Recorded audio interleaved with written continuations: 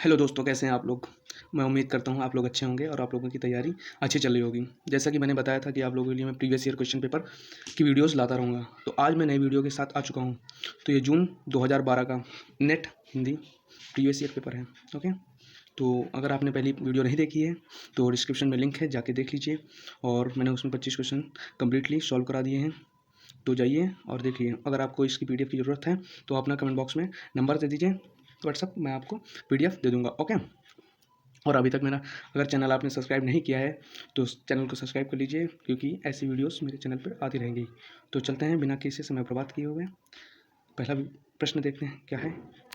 Okay, तो कह रहा है 26वां प्रश्न है कि आधुनिक हिंदी कविता के प्रमुख आंदोलनों का सही अनुक्रम कौन सा है। तो ये है पहला। ओके, चलते हैं नेक्स्ट। भारतीय काव्यशास्त्र के प्रमुख काव्यशास्त्रियों का सही क्रम क्या है। तो ये है सेकंड। ओके, चलते हैं अगला क्वेश्चन देखते हैं कि प्रकाशन वर्ष के आधार पर निम्नलिखित उपन्यासों का सही अनुक्रम क्या है। तो ये है हमारा रुकोगी नहीं राधिका, आपका बंटी, चाक आवा। तो ये है हमारा कौन सा है ये। Okay, third. चलते हैं देखते हैं अगला क्वेश्चन। प्रेमाख्यान काव्य परंपरा की प्रमुख रचनाओं का सही क्रम क्या है। तो चंदायन, भगवती, पद्मावत, मधुमालती। तो ये पहला क्वेश्चन है। ओके, पहला आंसर है। चलते हैं अगला क्वेश्चन देखते हैं 30वां। तो 30वां क्वेश्चन कह रहा है कि रचनाकारों के साथ उनकी रचनाओं का सुमिलन कीजिए। तो मैं इसका आंसर आपको बता दे रहा हूँ, आप लोग इसको खुद ही पढ़ लेना, और अगर आप खुद पढ़ेंगे तो ज़्यादा बेटर होगा, क्योंकि ज़्यादा अच्छे से समझ में आएगा। ओके, तो मैं इसका आंसर आपको बता दे रहा हूँ। ओके, इसका आंसर होगा डी। तो आप इसके हिसाब से मिला लीजिएगा। पहले का पहला आ जाएगा।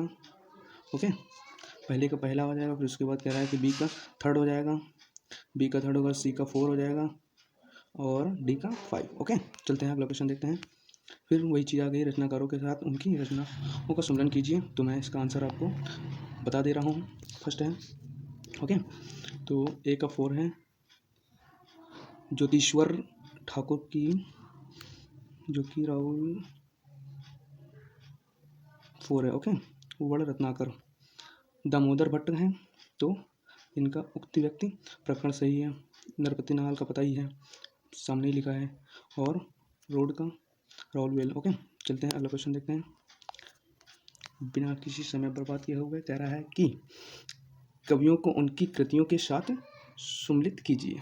तो चलिए, इसका भी आंसर हम बताए दे रहे हैं, इसका आंसर डी होगा। ओके, आप लोग इसको आराम से रोक के देख लीजिएगा। अगर आप लोग को पता होगा तो करण की इसकनामा है ही है, और सुमित्रा नंदन पंत का ग्राम्य है। चलिए आगे देखते हैं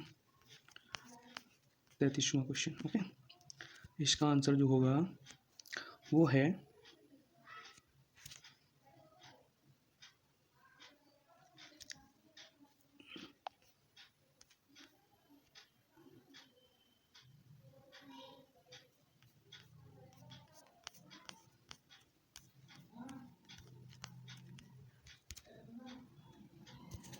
इसका ए। ओके, चलिए आगे देखते हैं। निम्नलिखित कवियों को उनकी कृतियों के साथ सम्मिलित कीजिए। ये भी वही है, सम्मिलित कीजिए वाला है। तो 34वें का बी है। Okay, B.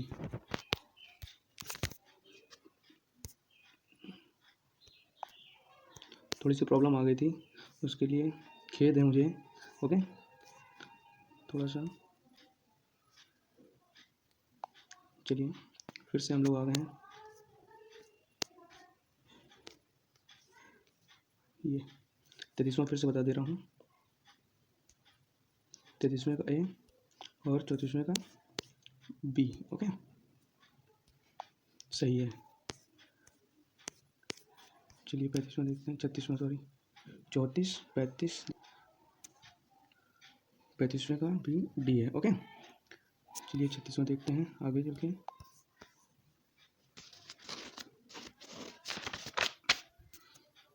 36वें का ए है। ओके, ए आप मिलान कर लीजिएगा सही से। ओके, बाकी मैंने बता दिया है आंसर। फिर उसके बाद कह रहा है कहानीकारों को उनके कहानियों के साथ सम्मिलित कीजिए। तो इसका मैं आंसर बता दे रहा हूँ 37 का सी। ओके, आप लोग मिला लीजिएगा, ये तो वीडियो बहुत ही लंबी होती जा रही है। फिर आ गए हम लोग कहानीकारों को उनकी कहानी के साथ सम्मिलित कीजिए। तो आ गया हूँ 38 का सी। ओके, चलिए 39 में देखते हैं। निम्नलिखित पंक्तियों के साथ कवियों का सम्मिलन कीजिए। तो इसका आंसर ये है, इनकी पंक्तियाँ दी हुई हैं, मैं इसका आंसर आप लोगों को बता दे रहा हूँ 39 का ए। ओके, देख लीजिएगा हम लोग। फिर चलते हैं 40वां क्वेश्चन। ये देखो, स्थापना दिया है, तर्क दिया है, इसको पढ़िएगा और तब जाके सही गलत का इसमें सही बताना होता है। ज़्यादा कुछ नहीं, अगर आप लोग इसके 3 ईयर के प्रीवियस ईयर क्वेश्चन पेपर अगर लगा दिए तो आप इसको समझ जाएंगे अच्छे से। भली बात है, इससे रूबरू हो जाएंगे।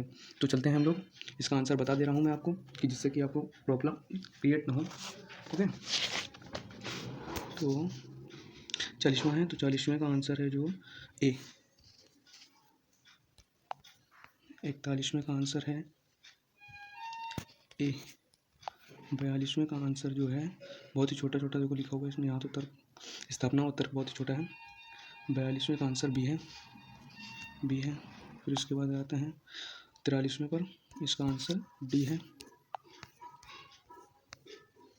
44वें का आंसर बी है, बी। 45वें स्थापना तर्क, 45वें का आंसर है ए।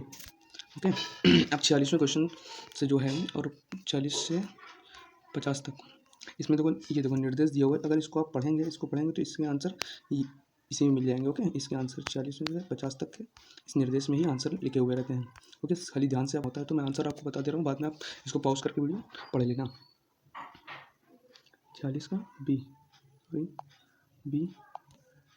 47 का सी, 48 का भी बी, और कह रहा है कि 49 का डी। फिर कह रहा है कि संस्कृत 50वां जो है वो ए है। संस्कृत से सीधा संबंध किस भाषा का है? तो प्राकृत का। ओके, आप लोगों को वीडियो कैसी लगी? ये वीडियो कमेंट बॉक्स में बता देना, और अगर आपको इसकी PDF चाहिए तो मुझे अपना व्हाट्सएप नंबर कमेंट बॉक्स में दे दीजिए, मैं आपको PDF प्रोवाइड करा दूँगा। ओके, अगर आपने अभी तक चैनल सब्सक्राइब नहीं किया है तो चैनल को प्लीज़ सब्सक्राइब कर लीजिए और ज़्यादा से ज़्यादा शेयर कीजिए, जिससे कि अगली वीडियो आए तो आप लोगों को इसकी नोटिफिकेशन मिल जाए। तो मैं चलता हूँ। ओके, जय हिंद।